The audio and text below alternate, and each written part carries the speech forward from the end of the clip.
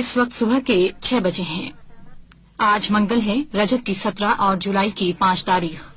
ये रेडियो पाकिस्तान है। अब आप नाहिदा बशीर से खबरें सुनिए। वजीर आजम जनाब जुल्फिकार अली भुट्टो ने कहा है कि वफाकी वजीर मिस्टर अब्दुल हफीज पीरजादा और पीएनए के secretary general professor Ghafoor Ahmed के दरमियान आज सुबह मुलाकात का इम्कान है और मुज़ाकिराती कमेटी का इजलास आज 30 से पहर किसी वक्त हो सकता है। मिस्टर पीरजादा इस मकसद के लिए आज सुबह प्रोफेसर गफूर अहमद से राब्ता कायम करेंगे। रात रावलपिंडी में एक अखबारी कॉन्फ्रेंस से खिताब करते हुए वजीर आजम ने कहा कि आला तरीन कौमी मफादात की खातिर मैंने काबीना के इजलास में अपने साथियों को इस बात पर आमादा कर लिया कि अगर पीएनए बाज निकात उठाना चाहता है तब भी बातचीत जारी रखी जानी चाहिए।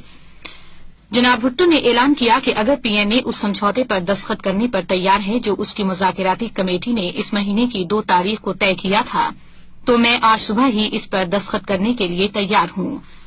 लेकिन अगर पीएनए बाज निकात उठाना चाहता है तो हमें भी हक हासिल है कि हम भी उतने ही निकात पेश कर दें, क्योंकि हम बड़ी रियायतें दे चुके हैं। उन्होंने कहा कि एक फरीक के लिए एक और दूसरे फरीक के लिए दूसरा मयार नहीं होना चाहिए।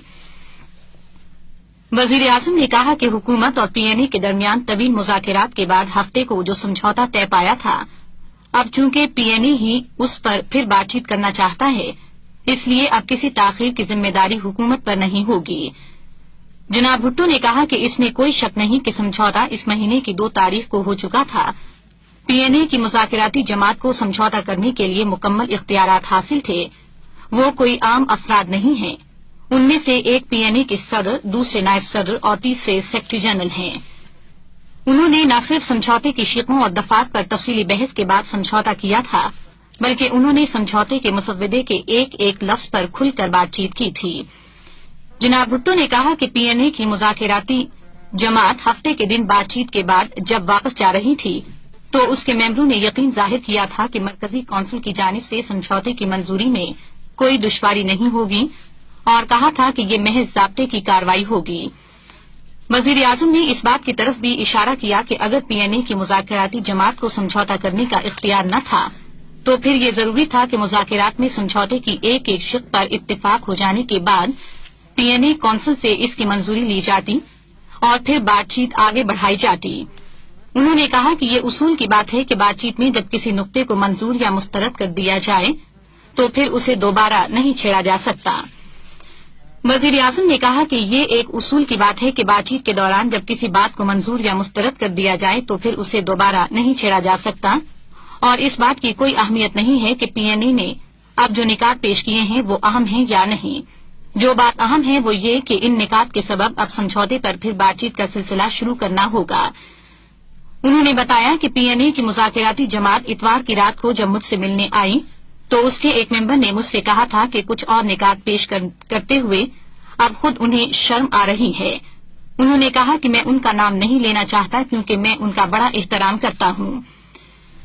नवाबजादा नसरुल्लाह खान के इस बयान का हवाला देते हुए कि पीएनए ने 9 निकात पेश किए हैं, जनाब भुट्टो ने कहा कि पीएनए की मुज़ाकिराती जमात ने तो दरअसल 11 निकात पेश किए थे और अगर उन्होंने इसकी तादाद कम करके 9 कर दी है तो मुझे खुशी हुई है और अगर वो इन निकात में और कमी कर दें तो मुझे और खुशी होगी। वजीर आजम ने एक मरतबा फिर वाज़े तौर पर यह बात कही कि मेरी जानिब से अब इस सिलसिले में कोई ताखीर नहीं हो रही है क्योंकि ये कौम के मुस्तकबिल का मामला है। रात कराची में सिंध काबीना की खुसूसी ज़ैली कमेटी का इजलास हुआ जिसमें कराची में बारिश से मुतासरा इलाकों में इमदाद और बहाली के कामों की रफ्तार का जायजा लिया गया।